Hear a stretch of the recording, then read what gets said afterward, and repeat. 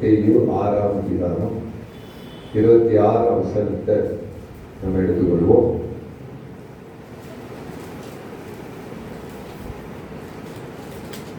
Class வாசிக்கலாமா?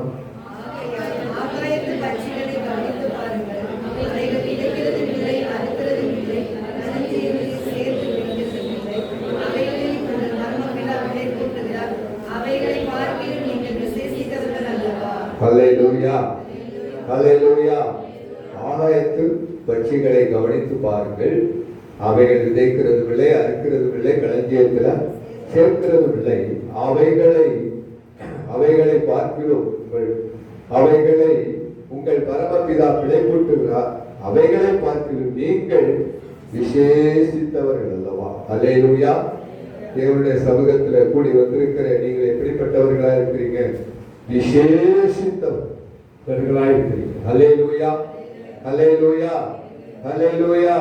தேவன் நமக்கு சொல்லுகிறது, பறவைகளை பார்க்கிறோம், விலங்குகளை பார்க்கிறோம், தேவன் உண்டாக்கின சகலத்தையும் பார்க்கிறோம். நீங்கள் எப்படிப்பட்டவர்களா இருக்கிறீங்க? விசேஷித்தவர்களா இருக்கிறீர்கள். அதே லூக்கா 12ஆம் அதிகாரம் 24ஆம் வசனத்தை கூட நீங்க வாசித்தீங்கன்னா இதே காரியத்தை நம்ம பார்க்கலாம். லூக்கா 12ஆம் அதிகாரம் 24ஆம் வசனம்.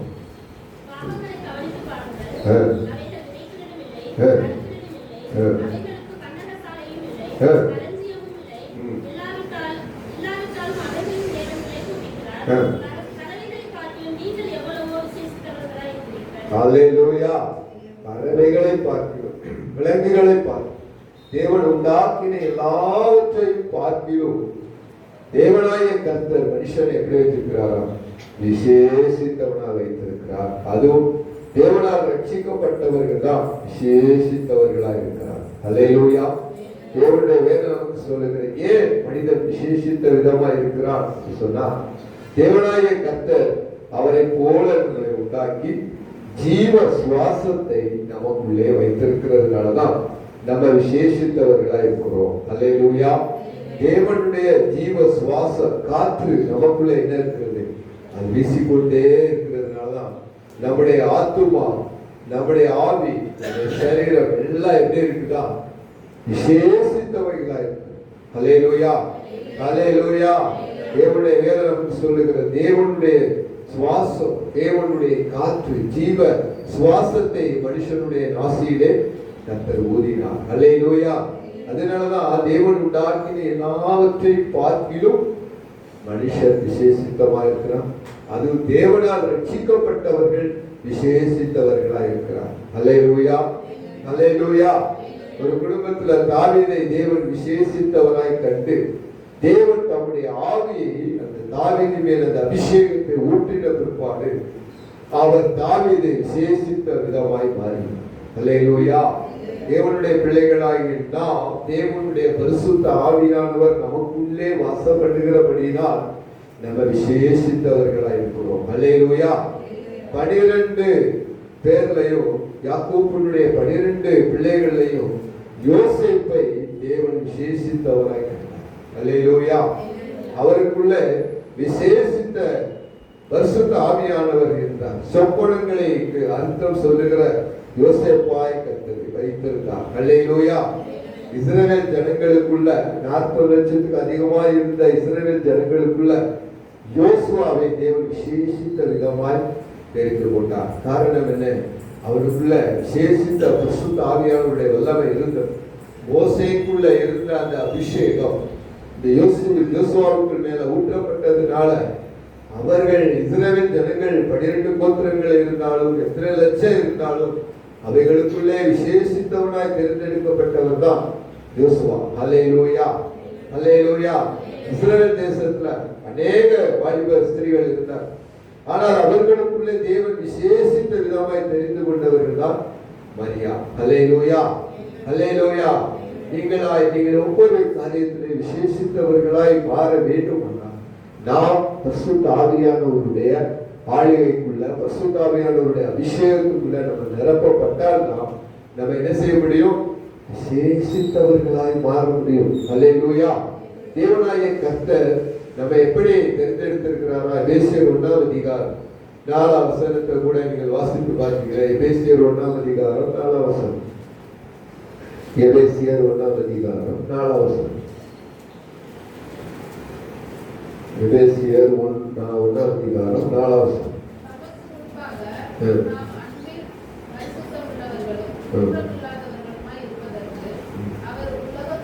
உலக தோற்றத்துக்கு முன்னதாகவே ஹல்லேலூயா உங்களை எப்ப ஆண்டவர் தெரிந்து கொண்டார்?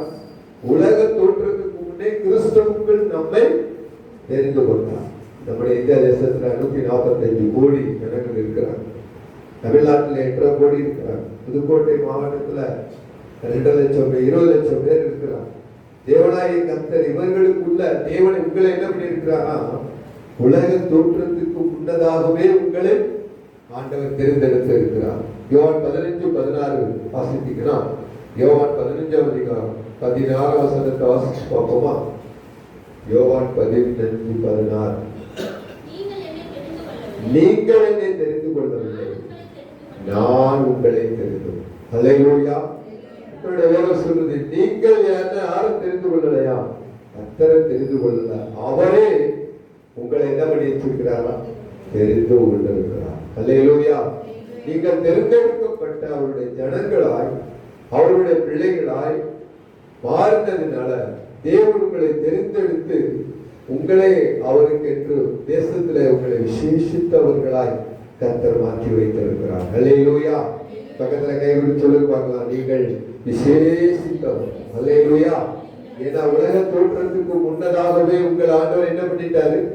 தெரிந்தெடுத்து தம்முடைய ஜனமாக தேவன் நமக்கு பிரியமுள்ள ஜனமாக தேவன் நம்மளை தெரிந்தெடுத்தார். ஹல்லேலூயா.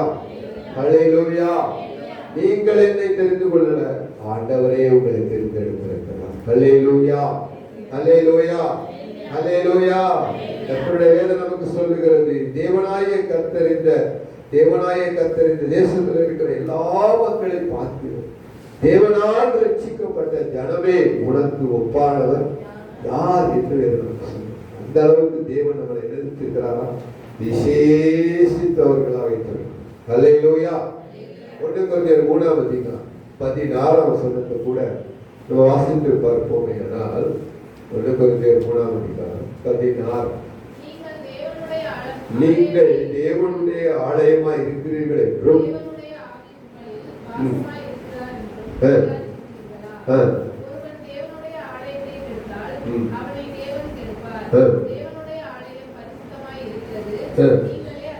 நீங்களே அந்த ஆலயம். ஹல்லேலூயா. தேவனுடைய ஆலயம் என்று எல்லாரும் சொல்ல முடியாது. பரிசுத்த ஆவியானவர் யாருடைய இதயத்துக்குள்ள வாசம் பண்ணுகிறாரோ அவர்கள் தான் சொல்ல முடியும்னா தேவனுடைய ஆலயம். ஹல்லேலூயா. ஹல்லேலூயா. நீங்கள் தேவனுடைய ஆலயமா இருக்கிறீர்கள் என்றும் தேவனுடைய ஆவி உங்களில் வாசமா இருக்கிறார் என்றும் அறியாதிருக்கிறீர்களா? அப்போ ஒரு மனுஷன் தேவனுடைய ஆலயத்தை கெடுத்தால் அவனை தேவன் என்ன பண்ணிடுவார்? எடுத்து போட்டுருவார். ஹல்லேலூயா. ஏன்னா சபை தேவனுடைய ரத்தம் சிந்தி மீட்கப்பட்டதான் சபை. ஹல்லேலூயா. ஹல்லேலூயா. சபை யாருக்கு சொந்தல்ல, சபை கர்த்தருடைய. ஹல்லேலூயா. ஹல்லேலூயா. நீங்க அநேக பேர் என்ன செய்யறாங்க? தப்பான என்ன சொல்றாங்க? சபை அவங்கோட்டு, சபை இவங்கோட்டு அப்படின்னு. சபை கர்த்தருடைய. சபை தேவனுடைய ரத்தம் சிந்தி சபையை தேவன் சம்பாதித்திருக்கிறார், சபையை உண்டாக்கி இருக்கிறார். அதுல இருக்கிற மக்கள் தேவனுடைய மனவாட்டிகளாய் இருக்கிறார்கள். ஹல்லேலூயா. ஹல்லேலூயா. நீங்கள் தேவனுடைய ஆலயமாய், நீங்களே தேவனுடைய ஆலயமாய். உங்கள் சரீரம் யாருக்கு வேண்டியதா இருக்கிறது? தேவன் தங்குகிற ஒரு இடமாய் தேவன் உங்களை தெரிந்தெடுத்து உங்கள் இருதயத்துக்குள்ளே அவர் வாசம் பண்ணுகிறார் என்று நீங்கள் அறியாதிருக்கிறீர்களா என்று பவுல் கொரிந்து சபைக்கு எழுதுகிறார். ஹல்லேலூயா. நீங்கள் ஒருவன் தேவனுடைய ஆலயத்தை கெடுத்தால் தேவன் கெடுத்துவார். சபையை பாழாக்கின சவுல ஆண்டவரே போய் சந்திச்சார். ஹல்லேலூயா. சபையை பாழாக்கி தேவனுடைய ஜனங்களை சிறையில போட்டு தேவனுடைய ஊழியர்களை சிலை சேதம் பண்ணினவர் தான் சவுல். ஹல்லேலூயா. தேவனுடைய ஆலயத்தை கெடுத்தவர்களை தேவன் கெடுத்து விடுவார். ஹல்லேலூயா. ஏன்னா ஆண்டவர் சவுலை பார்த்து சொன்னாரு, முள்ளில் உதைக்கிறது உனக்கு கடினமா இருக்கட்டும் அப்படின்னா, நீங்க யாரு அப்படின்னு கேட்கும் போது, நீ துன்பப்படுத்துகிற இயேசு நானே அப்படின்னு. அல்லேலூயா. ஒரே ஒரு பரலோகத்திலிருந்து வெளிப்பட்ட ஒரே ஒரு வெளிச்சம் தான் அவன் பார்வையற்றவனாய் குருடனாய் போனான். அவனுக்குள்ள சகலம் இருந்துச்சு, அதிகாரம் இருந்துச்சு, பட்டம் இருந்துச்சு, பதவி இருந்துச்சு, எல்லாமே இருந்துச்சு, எதை வேணாலும் செய்யறதற்கு அவனுக்கு அதிகாரமும் இருந்துச்சு. ஆனால் தேவனுக்கு முன்னாடி அவனால் நிக்க கூட முடியல. தேவனுக்கு முன்னாடி, அவருடைய வல்லமைக்கு முன்னாடி, ஒரு பிரசன்னத்துக்கு முன்னாடி, அவருடைய மகிமைக்கு முன்னாடி சவுலால ஒன்றுமே செய்ய முடியும். அல்லேலூயா. தேவனுடைய ஒரு ஆலயத்தை ஒருவன் கெடுத்தால் தேவன் அவனை கெடுத்து விடுவார். அல்லேலூயா. உங்கள் சரீரம் தேவன் தங்குகிற ஆலயமா இருக்கிறது. இந்த ஆலயம் பரிசுத்தமா இருக்கணும். இந்த ஆலயம் தேவனுக்கு விரோதமான எந்த பாவத்துக்கும் சாபத்துக்கும் எந்த கிரியைகளுக்கும் இந்த சரீரம் இடம் கொடுக்கவே கூடாது. அல்லேலூயா. எல்லா காரியத்திலையும் ஒழுங்கு கிரகமா நடக்கணும். அல்லேலூயா. ஏன்னா நமக்குள்ள யார் வாசமா இருக்கிறார்? பரிசுத்த ஆவியானவர் வாசமா இருக்கிறார். இந்த ஆலயம் எப்போது பரிசுத்தமா இருக்கணும். இந்த ஆலயத்துக்குள்ள துதி இருக்கணும். இந்த ஆலயத்துக்குள்ள ஜெபம் இருக்கணும். இந்த ஆலயத்துக்குள்ள வேத வாசிப்பு இருக்கணும். இந்த ஆலயத்துக்குள்ள ஆத்துமாவை குறித்ததான பாரமுள்ள ஜெபம், தேவனுடைய இருதயத்தின் பாரங்களை பெற்று செபிக்கிற ஒரு ஆலயமா இந்த ஆலயம் மாறும். அல்லேலூயா. தேவன் தங்குகிற ஆலயம். தேவன் நம்மளை பார்த்து கொண்டிருக்கிறார், தேவன் நம்மளோட இருக்கிறார் என்கிற பயம் நமக்கு இல்லாமல் நம்ம தேவனுடைய ஆலயத்தை, சரீரத்தை கெடுத்து போட்டால், நம்ம இஷ்டப்படி நம்முடைய கண்ணும் மனசும் சொல்லுகிறபடி நம்முடைய வாழ்க்கையை போடுச்சுன்னா நாம் தேவன் தங்குகிற ஆலயமா இருக்க முடியாது. நாம் விசேஷித்தவர்களா இருக்க முடியாது. ஏன்னா பரிசுத்த ஆவியானவர் நம்மகிட்ட சொல்லாமலே போயிடுவார். அல்லேலூயா. சிம்சோன் மேல பரிசுத்த ஆவியானவர் இறங்கினார். அவன் தேவனுக்கு விரோதமாய் பாவ காரியங்களுக்கும் அவனுடைய கண்களில் இச்சைகளுக்கும் தேவனுக்கு விரோதமாய் அவன் பாவ காரியங்களை இறங்கும் போது பரிசுத்த ஆவியானவர் விலகி போனார். அல்லேலூயா. அல்லேலூயா. அல்லேலூயா. வேதம் நமக்கு சொல்லுகிறது, ஒருவன் தேவனுடைய ஆலயத்தை கெடுத்தால் அவனை ஆண்டவர் கெடுத்துடுவார். தேவனுடைய ஆலயம் பரிசுத்தமாக இருக்கிறது. நீங்களே அந்த ஆலயம். அல்லேலூயா. உலக மனுஷர்கள் இன்னைக்கு வெளிப்புறமான சுத்தம் அதிகமா செய்கிறார். ஆனால் அவர்களுடைய உள்ளம் சுத்திகரிக்கப்படல. ஆனால் தேவனுடைய ஜனங்களா இருக்கிற நாம், தேவனுடைய ஆலயமா இருக்கிற நாம், தேவனுக்கு என்று விசேஷித்தவர்களா இருக்கிற நாம், நம்முடைய இருதயம் முதலாவது சுத்தமாக்கப்படும். ஆண்டவர் சொன்னாரு, வெளிப்புறத்தை அப்புறம் சுத்தப்படுத்தலாம், முதலாவது உள்புறத்தை சுத்தப்படுத்து அப்படின்ற. ஒரு பாத்திரத்தின் வெளிப்புறத்தை சுத்தமாக்குறதுக்கு முன்னாடி உள்ள இருக்கிற என்ன செய்யும்? முதலாவது சுத்தப்படுத்து. முதலாவது இருதயம் சுத்திகரிக்கப்படும். முதலாவது இருதயம் சுத்திகரிக்கப்படும் போது வெளியில சுத்தம் வந்துடும். அல்லேலூயா. வேதம் நமக்கு சொல்லுகிறது, தேவனுடைய ஆலயம், தேவன் தங்குகிற ஆலயமா நம்ம இருக்கணும்னா, பரிசுத்த ஆவியானவர் நமக்குள்ளே வாசம் பண்ணணும்னா, நான் விசேஷித்தவர்களா தேவன் நம்ம தேர்ந்தெடுத்திருக்கிறார். அந்த சாக்கியத்தை, அந்த கிருபையை நம்ம இழந்து போயிடக்கூடாது. அல்லேலூயா. அல்லேலூயா. அல்லேலூயா. அல்லேலூயா. வேதம் நமக்கு சொல்லுகிறது, நீங்களே அந்த ஆலயமா இருக்கிறீர்கள். அல்லேலூயா. தேவனுடைய பிள்ளைகளாகி நாம் என்ன செய்யணுமா? தேவனுடைய ஆலயத்தை சுத்தமாய் காத்துக்கொள்ளணும். அப்பொழுதுதான் பரிசுத்த ஆவியானவர் நமக்குள்ளே வாசம் பண்ணிக்கொண்டே இருப்பார். நம்முடைய சிந்தனைகள், நம்முடைய பார்வைகள், நம்முடைய வாய்ப்பு புறப்படுகிற வார்த்தைகள், நம்முடைய கரத்தின் கிரியைகள் எல்லாமே தேவனுக்கு முன்னாடி ஜாக்கிரதையா இருக்கணும். அல்லேலூயா. அல்லேலூயா. நீங்கள் அந்த ஆலயமா இருக்கிறீர்கள். நீங்கள் அந்த ஆலயத்தை கெடுத்தால் தேவன் உங்களை கெடுத்து விடுவார். அல்லேலூயா. அதே 1 கொரிந்தியர் 6ஆம் அதிகாரம் 19-20 கூட நீங்கள் வாசித்து பார்த்தீங்களேயானால், அதே 1 கொரிந்தியர் 6ஆம் அதிகாரம் 19-20, உங்கள் சரீரமானது நீங்கள் தேவனாலே பெற்று உங்கள் தங்களில் தங்கியிருக்கிற பரிசுத்த ஆவியானவருடைய ஆவியினுடைய ஆலயமாய் இருக்கிறீர்கள் என்றும் நீங்கள் உங்களுடையவர்கள் அல்லவென்று அறியீர்களா? நீங்கள் கிரயத்துக்கு கொல்லப்பட்டிருக்கிறீர்களே. ஆகையால்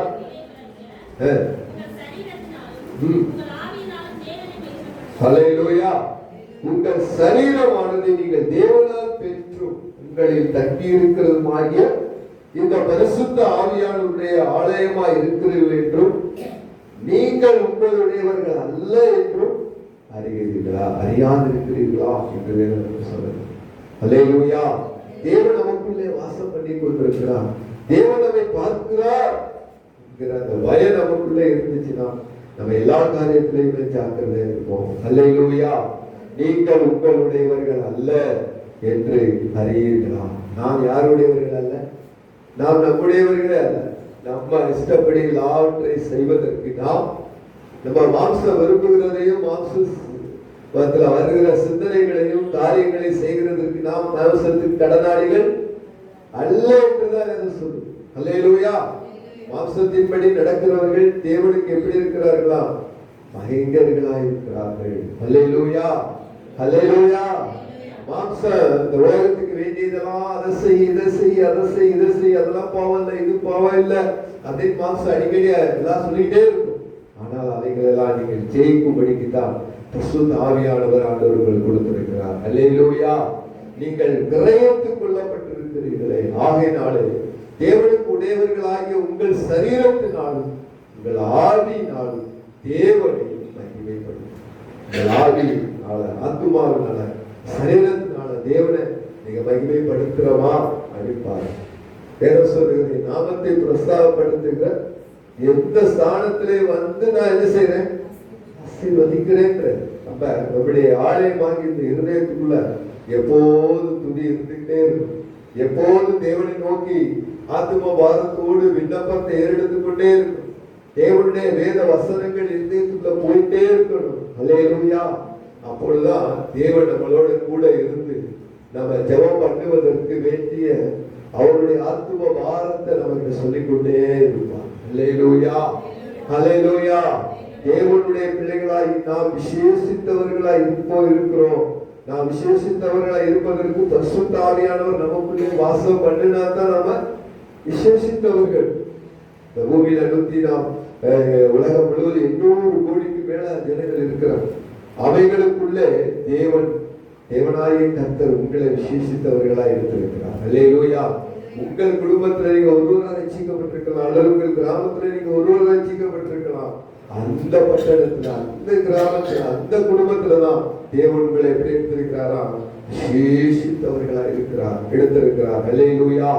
அல்லேலூயா. யாத்திரை 33ஆம் அதிகாரத்துல ஒரு காரியத்தை வாசிக்கலாம். யாத்திரை 33ஆம் அதிகாரம் 14 இருந்து 17 வரைக்கும் நீங்க வாசித்தீங்கன்னா, யாத்திரா 33ஆம் அதிகாரம்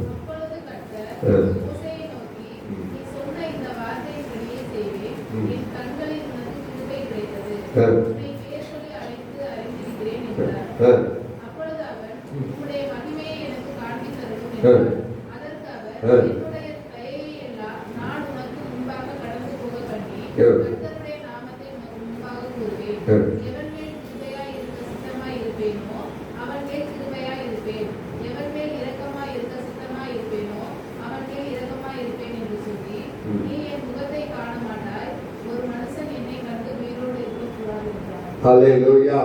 கர்த்தருடைய வேதம் நமக்கு சொல்லுது, ஆண்டவர் சொல்றாரு, சமூகம் உனக்கு முன்னாடி செல்லும், நான் உனக்கு இளைப்பாறுதல் தருவேன் என்று சொல்றார்.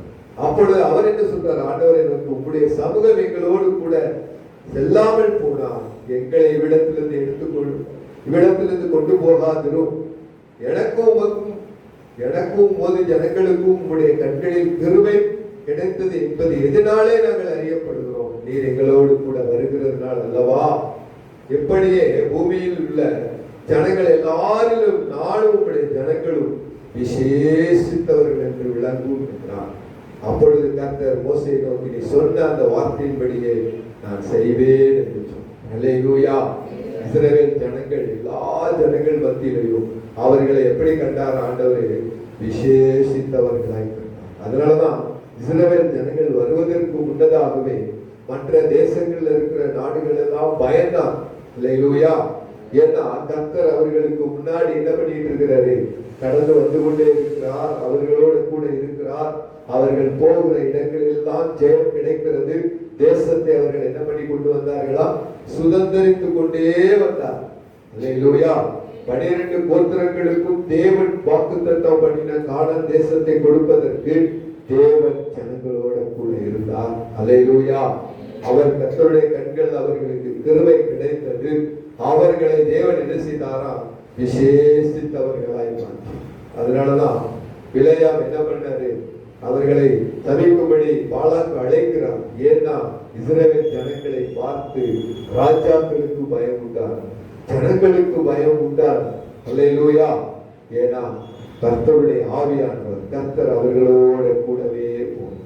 கர்த்தர் உங்களோட கூட போக போக உங்களோடு அவர் அதிகமாய் வாசம் பண்ண நீங்கள் விசேஷித்தவர்களா மாறிடுவீங்க. அல்லேலூயா, அல்லேலூயா, அல்லேலூயா. யோசுவா 1ஆம் அதிகாரம் 9ஆம் வசனத்தை கூட நம்ம வாசித்து பார்ப்போமா? யோசுவா 1ஆம் அதிகாரம் 9ஆம் வசனத்தை வாசித்தீங்கன்னா, பலன் கொண்டு திடமனதா இரு.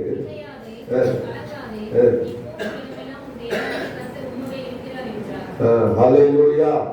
யோசுவாவுக்கு முன்னாடி ஒருவரை எதிர்த்து நிற்க முடியாத பரிசுத்த ஆவியானவரை யோசுவாவுக்கு கர்த்தர் கொடுத்தார். ஹல்லேலூயா.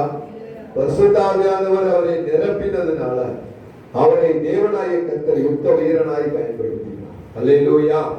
காரணம் என்ன? தேவ சமூகத்திலேயே விழுந்து கிடந்த யோசுவா. ஹல்லேலூயா. அதனாலதான் 3 லட்சம் மக்களையும் தேவன் அவரை தெரிந்தெடுத்தார். ஹல்லேலூயா. தேவனாய கர்த்தர் யோசுவாவின் மேல தேவனுடைய அபிஷேகம் இருந்தது. மோசே, உமக்குள்ள இருக்கிற அந்த அபிஷேகத்தை, அந்த கணத்தை கொஞ்சம் என்ன செய்ய யோசுவா மேல வை அப்படின்னா. ஹல்லேலூயா. தேவனாய கர்த்தருடைய கண்கள் இந்த பூமி எங்கும் உலாவிக் கொண்டே இருக்கிறது. தம்மை தேடுகிற உணர்வு உள்ள மனிதன் உண்டோ என்று பார்க்கும்படி அவருடைய கண்கள் என்ன செஞ்சுட்டே இருக்குதான்? பார்த்துட்டே இருக்கு. அல்லேலூயா. தேவனாய கர்த்தருடைய சமூகத்துல எவ்வளவு நேரம் நம்ம காத்திருக்கிறோமோ, எவ்வளவு நேரம் ஆண்டவர் கொடுக்கிறோமோ, அத்தனை நேரங்களும், அத்தனை உபவாசங்களும், அத்தனை கண் விழிப்புகளும், அத்தனை ஜெபங்களுக்கும் தேவன் நிச்சயமாய் அவர் பலன் அளிப்பார். ஹல்லேலூயா, ஹல்லேலூயா, ஹல்லேலூயா. 40 லட்சம் மக்களையும் யோசுவா ஒருவரை தான் தேவன் எப்படி எடுத்து பயன்படுத்தினாரா? விசேஷித்த ஆவியை அவர் கொடுத்து கர்த்தர் பயன்படுத்தினார். ஹல்லேலூயா. ஆதியாகமம் 46ஆம் அதிகாரம் 4ஆம் வசனத்தை கூட இங்க வாசித்து பார்த்தீங்கன்னா,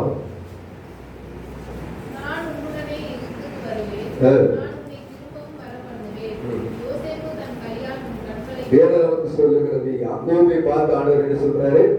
நீ தைரியமா என்ன செய்ய? எகிப்துக்கு போ, நான் உன் கூட வருவேன். அல்லேலூயா. யாக்கோபு குடசாலிலும் கூடார வாசியுமா இருந்தான். தேவ சமூகத்தில் அதிகமாய் தேவனிடத்தில் அவன் ஜெபிக்கிறவனாய் இருந்தபடியான் தேவனாய கர்த்தர் அந்த யாக்கோபை எகிப்து கொண்டு போய் தேவனாய கர்த்தர் யோசேப்பை ஆசீர்வதித்து உயர்த்தினத அந்த யாக்கோபு பார்க்கும்படி கொண்டு போனான். அல்லேலூயா. யோசேப்புக்குள்ள விசேஷித்த ஆவியானவர் இருந்தார். அல்லேலூயா. சொப்பனங்களுக்கு அர்த்தம் சொல்லுகிற பரிசுத்த ஆவியானவருக்குள்ள இருந்தார். 2 சாமுவேல் 7ஆம் அதிகாரம் 9ஆம் வசனத்தை கூட நீங்க வாசித்தீங்கன்னா, 2 சாமுவேல் 7ஆம் அதிகாரம் 9ஆம் வசனம். 2 சாமுவேல் 7ஆம் அதிகாரம் 9ஆம் வசனம்.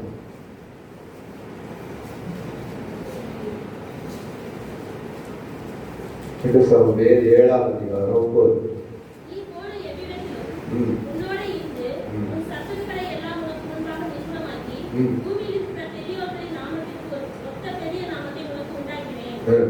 வேதம் சொல்லுகிறது, போகிற இடங்களில் எல்லாம் தேவன் என்ன செய்தாரா?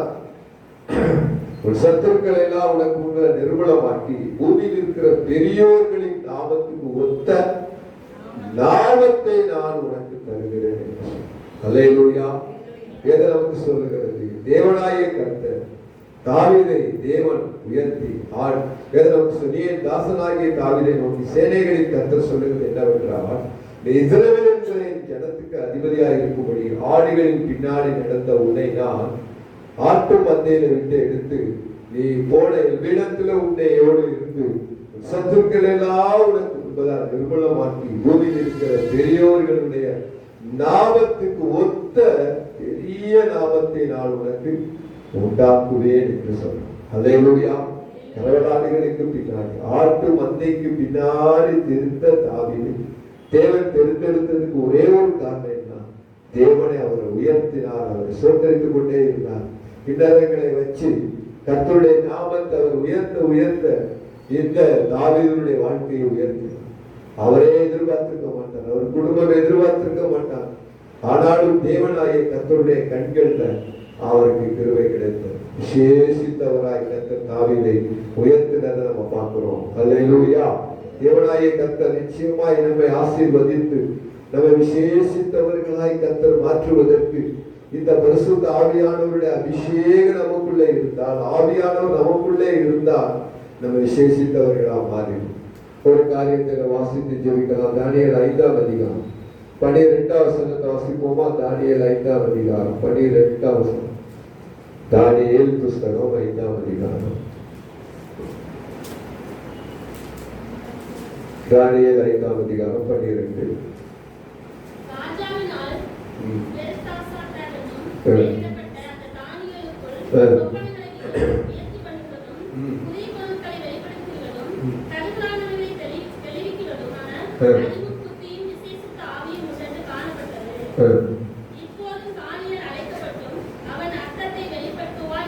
ஹல்லேலூயா. இந்த தானியேலுக்குள்ள என்ன இருந்துச்சுங்க? விசேஷித்த ஆவியானவர் மூன்று காரியம் இருந்துச்சு. என்னன்னா, சொப்பனங்களுக்கு வியாக்கியானம் பண்றது, மறைபொருட்களை வெளிப்படுத்து, கருகலான காரியங்களை அவர் என்ன செய்வாரா? தெளிவாய் எடுத்து காண்பிப்பார். கர்த்தர் தானியேலோடு அந்த பாபிலோன் தேசத்துல இருந்து தேவனாகிய கர்த்தர் தானியேலை உயர்த்தினதுக்கு ஒரு காரணம் என்னன்னா, அவருடைய விசேஷித்த ஆவியானவர் இருந்தார். அல்லேலூயா, அல்லேலூயா. அவர் எப்போதும் தேவனை நோக்கி ஸ்தோத்திர பலிகளையும் ஜெபங்களையும் ஏறெடுத்துக் கொண்டே இருப்பார். அல்லேலூயா. 3 வேளையும் ஜெபிக்கிறவர் தான் தானி. சிங்ககவில கொண்டு போய் ராஜாவை தவிர வேற யாருக்காச்சும் விண்ணப்பம் பண்ணுனா அவங்கள கொண்டு போய் சிங்ககவில போடணும்னு ராஜா கையெழுத்து போட்ட பொழுதும் அவர் என்ன பண்ணாரு? முன் செய்து வந்தபடியே அல்லேலூயா. முன் செய்து வந்தபடியே கர்த்தருக்கு துதி பலிகளை செலுத்து. முன் செய்து வந்தபடியே கர்த்தருடைய சமூகத்துல போய் விண்ணப்பம் பண்ணிட்டே. அதனாலதான் தானியேல் மறைபொருட்களை தேவனிடத்திலிருந்து பெற்றுக் கொள்வதற்கு அவன் உபவாசித்து ஜெபிக்கும் போதே பதில் இறங்கி வந்தான். அல்லேலூயா. அவன் முழங்கால் படிக்கும் போதே பதில் இறங்கி வரும். காரணம் என்ன? அளவுக்கு தேவனோடு கூட நல்ல உறவு இருக்கும். தேவனுடைய பிள்ளைகளாயினா தேவனோடு நல்ல ஐக்கியம் இருக்கும், நல்ல சமாதானம் இருக்கும், நல்ல உறவு இருக்கும். தேவனுக்கு நமக்கு நல்ல உறவு இருந்தா தான் பரிசுத்த ஆவியானவருடைய அபிஷேகத்தை நம்ம பெற்றுக்கொள்ளும். விசேஷித்த ஆவியானவர் நமக்குள்ளே செயல்படணும்னா தேவ சமூகத்துல அதிகமாய் காத்து நிற்கும். அல்லேலூயா. நம்முடைய ஆவியை, நம்முடைய ஆத்துமாவை, நம்முடைய சரீரத்தை அவருக்கு நம்ம ஒப்பு கொடுத்து பரிசுத்த ஆவியானவர் நமக்குள்ளே வாசமாய் இருக்கும் போதுதான் நம்ம அநேகருக்கு நம்ம ஆசீர்வாதமான பாத்திரங்களாய் கர்த்தர் பயன்படுத்த முடியும். அல்லேலூயா, அல்லேலூயா. கர்த்தருடைய வேதம் நமக்கு சொல்லுகிறது. ஏசாயா 32ஆம் அதிகாரம் 15ஆம் வசனத்தை கூட நீங்க வாசித்தீங்கன்னா, ஏசாயா 32ஆம் அதிகாரம் 15, உன்னதத்திலிருந்து நம்ம மேல் ஆவி ஊற்றப்படும் வரைக்கும் அப்படியே மனுஷன் இருப்பான். தேவனுடைய ஆவியானவர் ஊற்றப்பட்ட பிற்பாடு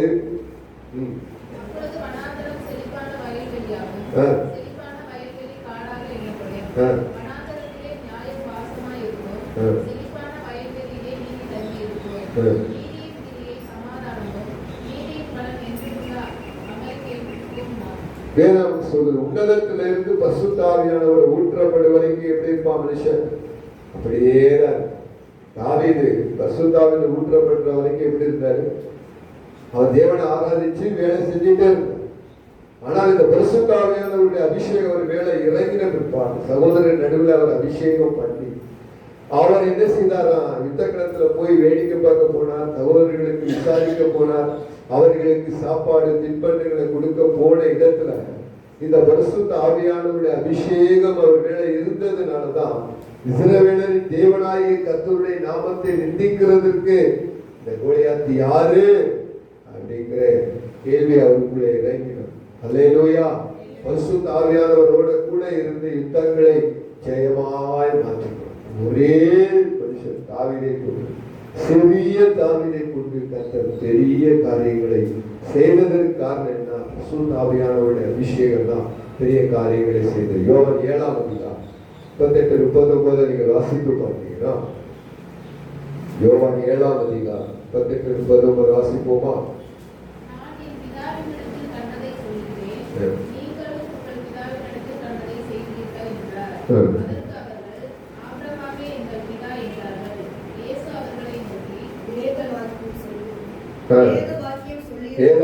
சொல்லுகிறபடி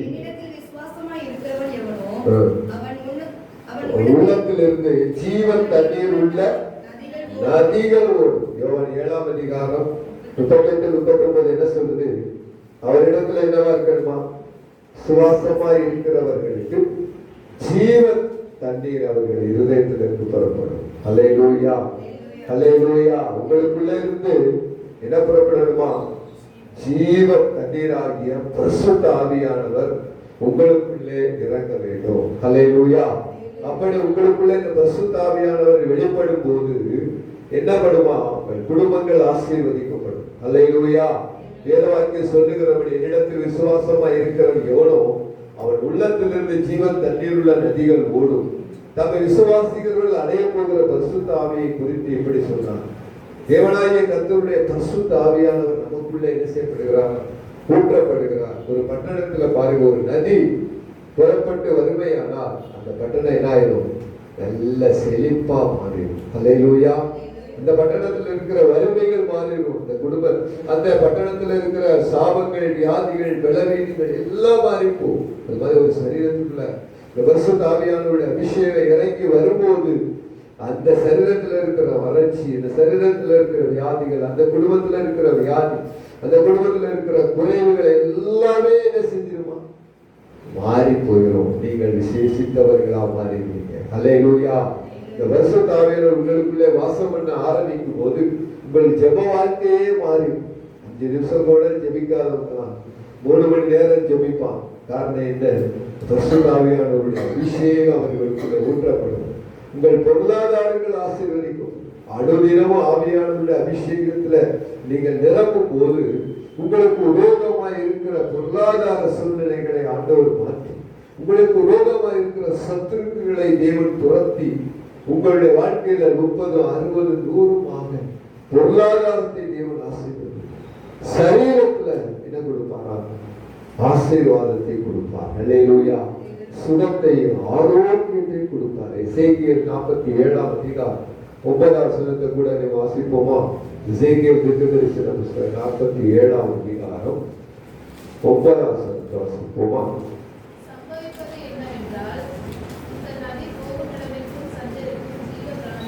யாவும் பிழைக்கும்.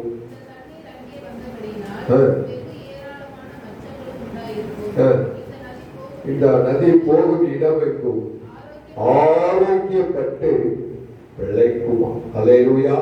இந்த நதி போகும் இடமெங்கும் உள்ள யாவும் ஆரோக்கியப்பட்டு பிழைக்கும். பரிசுத்த ஆவியானவரால நீங்க நிரப்பினீங்கன்னா உங்க வாழ்க்கையை தேவன் என்ன செஞ்சிருவாராம்? செழிப்புள்ளதா மாற்றிடுவார். அல்லேலூயா.